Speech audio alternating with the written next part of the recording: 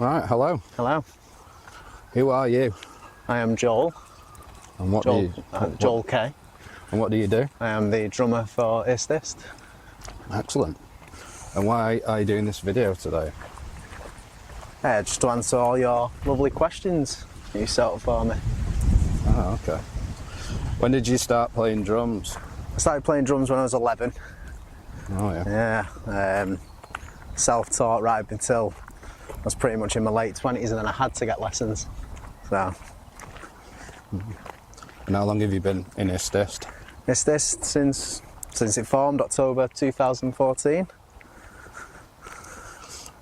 Can you remember how you joined? Yeah, I do. I remember my band getting played on what was radio. Is it XS radio now? I can't remember, but it was called Rock Radio, and it was like the unsigned show. And you called me after my band at the time had been on there, and you were like, "Oh, your band?" And even though they didn't mention me, you sort of knew it was my band that was going on. You were like, "Oh, can I join?" I was like, "Ah, fuck that. We'll do our own band." And I was like, because we were a duo band at the time, and I was like, "Oh, we'll do another duo band." And you were like, maybe not. I know a bass player. And then 10 minutes later, Andy added me on Facebook. Tend to do things fairly quickly, don't we? Yeah, no messing about. What's your best memory of the early days?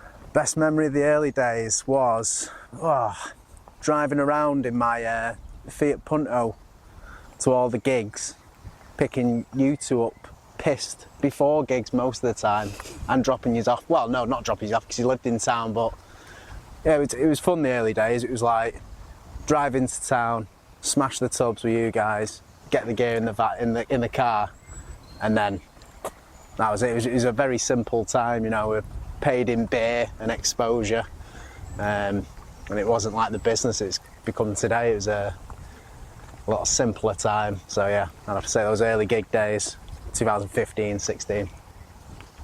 And what about your best memory to date, including everything? Everything we've done. That's difficult. That's really difficult because there's loads.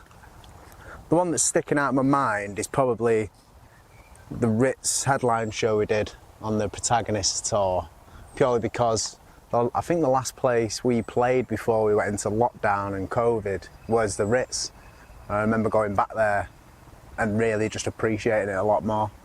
That we'd, because I think we were opening for Ladytron or someone like that, or Mission, I can't remember. And then lockdown happened, and then we got out of it, and then just to go back there and headline it after, you know, all that crap over the years was yeah, that was a favourite memory. I remember savouring it. What about your worst ever? Probably the first 2 free gigs in Nottingham. I thought Nottingham was cursed for a long time. I just never played good there, you know. I don't know what had happened, but you know, I kept on getting in my own head, and I started blaming it on a place. So I'd say that was the worst times. But I'm over that now. I'm a friend of Nottingham now. What's your favourite IST IST song to date? I suppose to play would be the best question. To play? I've always liked Mary in the Black and White Room. I've always liked that as a song, even and to play it as well. But I'd say that's my favourite. I just like the vibe of it, the tempo of it. It's always nice to chuck in the sax. It just sounds, to me, it always feels different to the rest of the songs. Oh, good. And what about your least favourite? Oh, what are all those ones you do with those drum machines that I'm never on? One on each album. Yeah, one of the loser songs. Pick any. One that you don't play One that I'm not on. No, I'm only joking. I do like them. I don't have a song that I dislike. I'm proud of everything we do. I like all our songs. How do you like touring? Love it. It's great. I really do enjoy it. It's great being in the van. It's hard work, but it is fun. Especially when we do get one small day off to actually go and see somewhere, or actually see something different than rather just loading in and out of a gig. So it is a tough lifestyle, but I love it. Here's a tough question for you. Yeah. And I'm asking you first because I don't know how to answer it, but okay. How do you think fans see us, followers of the band? Judging from the comments and stuff that I see on social media and that, I think everyone thinks we're really nice, sound lads, because we are. Obviously, if they think something different, I haven't read it. But yeah, I just think they see us as hard-working, a hard-working DIY band.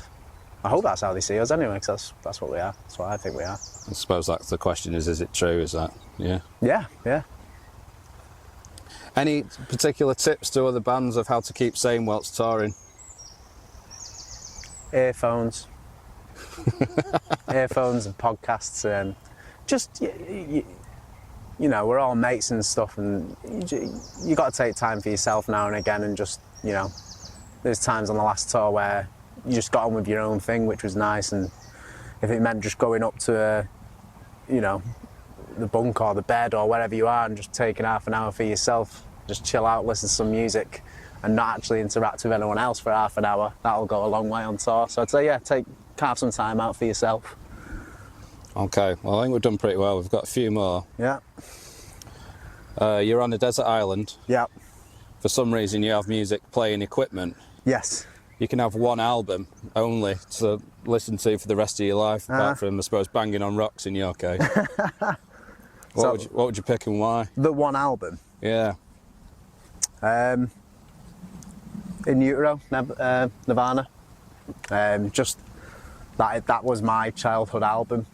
I just think it's perfect. I've always been a huge Nirvana fan ever since I was a kid anyway, so yeah. And I love Bleach and Nevermind, but you put those two together and you get In Utero, and with the production with Steve Albini, the drum sound, the songs are so dark, but you know, it's just an all-round, I can listen to that album any time of day.